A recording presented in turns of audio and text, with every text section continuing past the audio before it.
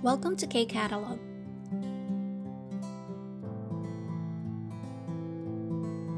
KIIB Level 2 Unit 8 ng textbook na sa Munhwawa Jongbo Culture and Information part na tayo. Title ng article natin is Sawe Tunghap Program. So ito na po yung ibig sabihin niyan, Social Integration Program. And si Sawe Tunghap Program, siya po yung ating KIIP. And KIIP stands for Korean Immigration and Integration Program. Again, same lang po yan. Sawe Tunghap Program, KIIP. 바사힌 거 보용 article 나ten. 한국에는 이민자의 한국 적응을 도와주는 다양한 프로그램이 있습니다. 가장 대표적인 프로그램은 사회통합 프로그램입니다. 사회통합 프로그램은 0단계부터 5단계까지 있습니다. 0부터 4단계는 한국어와 한국 문화를, 마지막 5단계에서는 한국 사회 이해를 배웁니다. 5단계까지 이수하면 국적 취득 필기 시험을 보지 않아도 됩니다. 사회통합 프로그램 교육기관이 점점 많아지고 있습니다. 그래서 이민자들이 사회통합 프로그램 참가 기회가 많아졌습니다. Yan, so ano po ba ang sabi ng article natin? Para mas madali nating maintindihan, iti-take note po natin yung mga mahihirap na words. So, iminja. Iminja ibig sabihin immigrants. Pag sinabi mong immigrants, ito yung mga tao na nakatira ngayon sa Korea, pero hindi mga Korean citizen. Example, mga F6 visa, yung mga nag-asawa ng Korean. Ano pa, yung ating mga EPS workers or OFW, mga nagtatrabaho dito sa Korea. Yung ating mga students nag-aaral dito sa Korea via scholarship o kaya master's degree. So, yan po yung mga iminja or immigrants. Joggung. So, si joggung, ito yung pag-adapt or pag-adjust. And then, dayanghan, various or ibig sabihin, madaming klase. Yan. So, sabi niya dyan sa first sentence, sa Korea daw, marami silang iba't ibang klase ng programa kung saan tinutulungan yung mga immigrants para makapag-adapt or adjust sa Korea. Okay, next. Kajang, most or pinaka. Depyo. Pag sabi mong depyo, representative. Okay, so depyo jogin, most representative or most representing program. Pinaka main or pinupush nila sa mga immigrants is yung Sawe Tunghap Program. Tapos, in-explain niya na si Sawe Tunghap Program daw ay merong level 0 hanggang level 5. And then, in-specify niya na from level 0 to level 4, ang pinag-aaralan ay yung Korean language and Korean culture. And last, sa level 5, ang pinag-aaralan naman is yung Hanguk Sawe Ihe. Pag sinabi mong ihe, it means understanding. Okay? Tapos, pag sinabi mong sawe, society. So, ibig sabihin nung Hanguk Sawe Ihe, understanding Korean society. Yan, understanding Korean society. So, yan yung level 5. Nandiyan na nakapaloob yung politics, mga batas nila. Okay? Pag president, ilang taon. Ano-ano yung mga program na na-offer sa government, yung mga ganyan. Paano yung way ng botohan? So, dyan papasok yung mga yan. Next po, Odangge kaji isuhamyon. So, itong part na to, sabi niya dyan, if makumpleto hanggang level 5. Gukchok chiduk. Pag sabi yung gukchok chiduk, ito yung acquisition of nationality or citizenship. Okay, para sa mga gustong maging Korean national or citizens. Pilgi Shihom, pag sabi mong Pilgi Shihom, ito po yung ating written exam. So, Pilgi written, Shihom exam. Boji anado demnida. Ibig sabihin po niyan, no need to take. Okay, so kahit hindi ka na mag-take nung written exam para dun sa pag-acquire ng kanilang nationality. So, may condition. Yun ay kung makumpleto mo hanggang level 5. Okay. tapos, 사회 통합 프로그램 교육기관 점점 많아지고 있습니다. 교육기관, ibig sabihin po niyan is educational institution. Yan. So, sabi niya dyan, dumadami, 점점, ibig sabihin little by little. Tapos 많아지고 있습니다, increasing, dumadami. So little by little, nag-i-increase na daw yung mga educational institution na nag-o-offer ng 사회통합 program. 그래서 이민자들이 사회통합 program 참가 기회가 많아졌습니다. Kaya naman daw, yung mga immigrants ay mas dumadami yung chance, 기회, chance or opportunity para maka-join or to participate, 참가. Yan, to participate or join yung kanilang KIIP program or 사회통합 program.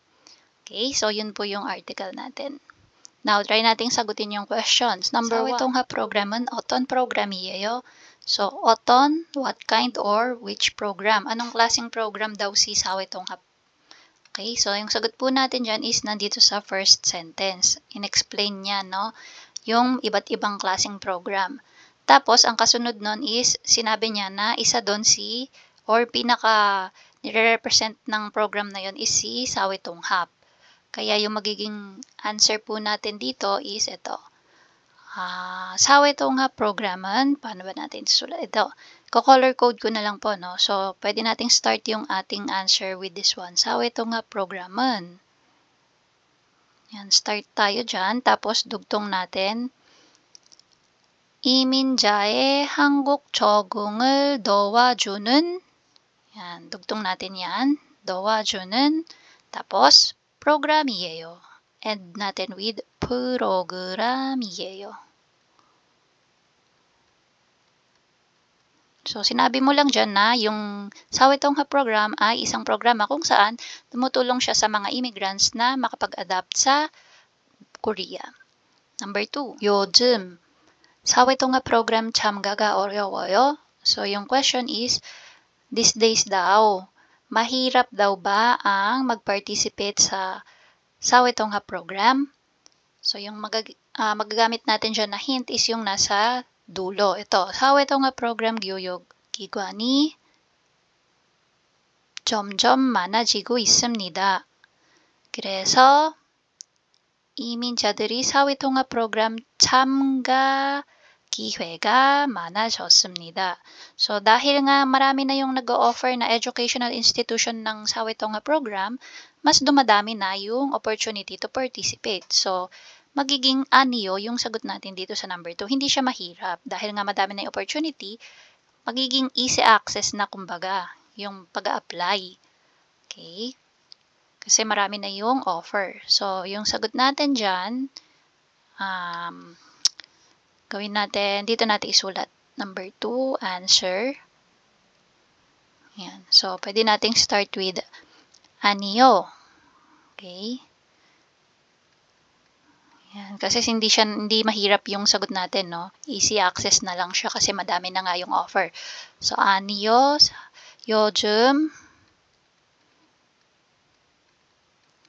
Tapos, color code ko na lang para hindi, ibahin natin kulay-kulay orange yan. So, dudugtong natin to. 사회통합 program 교육기관이 점점 많아지고, so, dito yan, no? 사회통합 program 교육기관이 점점 많아지고, tapos dugtong natin yung 있습니다, gagawin lang nating 있어서. Tapos, dugtong natin si, hindi na pala ito, ito, 참가가 어렵지 않아요.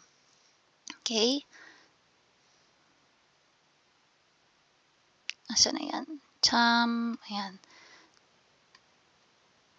참가가. Tapos, yung 어려워요, gagawin lang nating 어렵지 않아요. Ayan. So, ayan po yung pwedeng isagot sa number 2. 아니요, 요즘 사회통합 program 교육 기관이 점점 많아지고 있어서 참가가 어렵지 않아요. Okay? Then number 3 question, 여러분은 사회통합 program에서 무엇을 배우고 싶어요? So, ikaw naman daw sa KIIP, ano daw ang gusto mong matutunan? So, ako for example, ang gusto kong matutunan sa number 3, ang sagot natin sa number 3, ang gusto kong matutunan dyan is yung kanilang history. Okay? So, yung history is 역사. So, pwede ko isagot na 사회통합 프로그램에서 ito yan. 사회통합 프로그램에서 okay, 사회통합 프로그램에서 한국 역사. yan. 한국 역사를 배우고 싶어요. Okay? So, dito, sa number 3, again, pwedeng iba-iba yung sagot. Depende sa kung ano yung gusto mong matutunan. So, kung gusto mong matutunan yung culture nila, yan, 문화를 배우고 싶어요. Pag history, 역사. Okay? Or yung language mismo, 한국어. Yan. So, yan po yung ating 1, 2, and 3 na answer. Para naman po sa ating pronunciation, 발음, again, yung mga nasa kaliwa is yung proper spelling. Tapos, yung nasa loob ng bracket is yung ating tamang pagbigkas or pronunciation. So, basahin ko po with proper pronunciation. 합격하면, 합격하면, 듣기로 했어요, 듣기로 했어요, 아쉽네요, 아쉽네요. So, apply po natin yan. Nandito po siya. 시험에 합격하면 3단계를 공부할 거예요. 시간이 맞지 않아서 가까운 데서 다닐 거예요. Number 2. 다음 학기에 수업을 들을 거예요. 아니요, 일이 있어서 이 학기부터 듣기로 했어요. Number 3. 다음 학기는 일이 있어서 쉴 거예요. 아쉽네요. Yan. So, na-apply po natin, no? 합격하면, saan na yun? Ayan. 합격하면.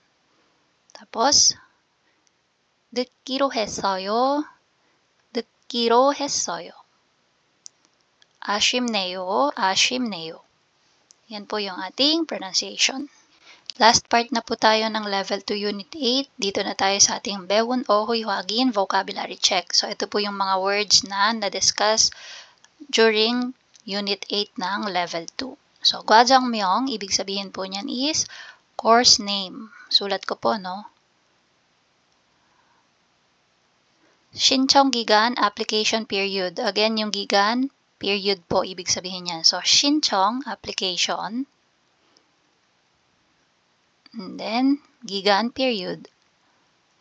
과정, gigan. So, yung 과정, again, same siya, no? 과정, ibig sabihin, course. So, gigan, period. 과정, gigan, course, period. So, ibig sabihin, from what date to what date yung papasukan mo. You will, pangalan nung araw. So, Monday, Tuesday, Wednesday, Saturday, yan. Sunday, next, dangge. So, yung sulat na lang natin dito, no? Days of the week. Yan. So, yan po yung Monday, Tuesday, Wednesday hanggang Sunday. Kung anong pangalan ng araw. Dangge, level or stage. Isu, completion. 출석, attendance. 이상, more than. 평가, evaluation. So, ito po yung ating exam or test. 합격, to pass, pag ikaw po ay pumasa sa exam. 불합격, to fail, pag ikaw naman ay bumagsak. 재응시, to retake. Ano yung i-retake mo dito? Yung exam. Okay. 재수료, 재수료. So, yung 제 po dyan is parang yung re. Okay, try again, kumbaga. So, 재수료 naman is retake din po siya. Pero this time, ano yung i-retake mo? Yung buong course. Okay. Yung buong level, ulitin mo, kumbaga. 승급, ito yung pag-move up. Okay, sa next level. So, next, pwede kang step up or move up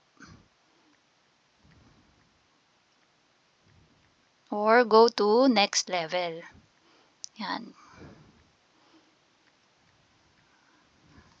So, yan po yung ating mga natutunan na words sa Level 2, Unit 8. And that's it.